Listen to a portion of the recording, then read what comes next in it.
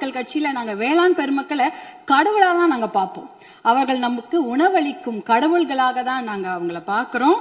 அதுல பாத்தீங்கன்னா சிறு குறு விவசாயிகளுக்கான கடன், விவசாய கூட்டுறவு கடனை தள்ளுபடி கொஞ்சம் செய்வதாக அறிவித்திருக்கிறார்கள். நீங்க வேளாண் குடிமக்களுடைய உழைப்பை நாம பார்க்க வேண்டும். வெயில்ல யாருமே வெளியில போக மாட்டாங்க. ஆனா வேளாண் குடிமக்கள் மட்டும்தான் வெயிலே வேலை செய்வாங்க. கடின உழைப்ப அந்த வெயில்ல தான் அவங்க கொடுப்பாங்க. அதே சமயம் மழை வெள்ள காலங்கள்லயும் அவங்க வேலை செஞ்சுட்டு இருப்பாங்க. மழை வெள்ளத்துல கொஞ்சம் அதிகமா தண்ணி தேங்கிட்டா கூட அந்த நிலத்துல இருக்கிற அந்த பயிர் எல்லாம் அப்படியே முழுகிடும். இப்பெல்லாம் போய் பயிர் முழுகிட்டா யாரும் போய் நேரடியா ஆய்வெல்லாம் செய்யறது இல்ல. ட்ரோன் அனுப்பி அந்த பயிர்ல அந்த தண்ணி நிலத்துல தேங்கி இருக்கான்னு கண்டுபிடிக்கிறாங்க.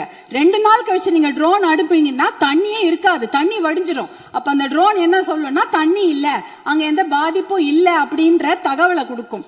இப்படி எவ்வளவு பிரச்சனைகள். அதே அறுவடை செய்து விட்டார்கள் என்றால் பாத்தீங்கன்னா அந்த டைரக்ட் ப்ரொக்யூர்மெண்ட் சென்டர், அதாவது டிபிஆர்னு சொல்லுவாங்க, அந்த கொள்முதல் நிலையங்கள், நேரடி கொள்முதல் நிலையங்களுக்கு மூட்டை மூட்டையா அரிசி எடுத்துட்டு போவாங்க. ஆனா ஒரு கொள்முதல் நிலையங்கள்லயும் ஒரு நாளைக்கு இவ்வளவுதான் அரிசி எடுத்துக்க முடியும், இவ்வளவுதான் மூட்டை எடுத்துக்கொள்ள முடியும் என்ற அளவுகோல் இருக்கும். ஆனால் அந்த அளவுகோலுக்கு மேல ஆயிடுச்சுன்னா அந்த மூட்டையை வச்சுட்டு வெயிலையும் மழையிலையும் அங்கேயே இருக்கணும்.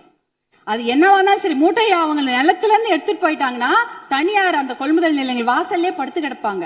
மழை பெஞ்சிச்சுன்னா அந்த மூட்டையெல்லாம் உள்ளே முளைச்சிடும், கெட்டு போயிடும். இப்படி எத்தனையோ சிரமங்களை மீறி தான் அவங்க நம்மளுடைய உணவு மேசைக்கு சாப்பாடை கொண்டு வராங்க. அதற்காக அவங்க வாங்குற கடன் பாத்தீங்கன்னா தனியார் வங்கிகள்ல வாங்குவாங்க, தேசிய வங்கிகள்ல வாங்குவாங்க, கூட்டுறவு கடன் வாங்குவாங்க, யாருக்கிட்ட வேணாலும் கடன் வாங்கி அந்த விவசாயத்தை செய்வாங்க.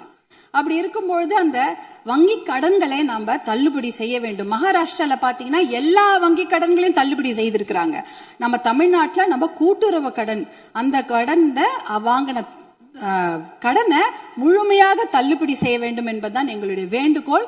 அப்படி ஏன் தெரியுங்களா, தமிழ்நாட்டுடைய ஒரு 3 பேர்ல 2 பேர் விவசாயத்தை சார்ந்த தொழில் செய்யறாங்க தமிழ்நாட்டுல.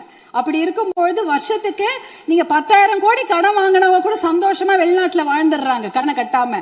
ஆனா 10,000 ரூபாய் கடன் வாங்கிட்டு அந்த கடனை யாரா வீட்டு வாசல்ல வந்து கேட்டாங்கன்னா அவமானம் தாங்காம தற்கொலை பண்ணிக்கிறாங்க.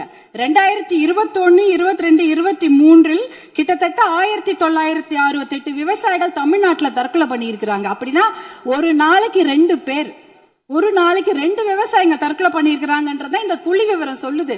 அவங்களெல்லாம் நம்ம காப்பாத்தி ஆகணும். இப்ப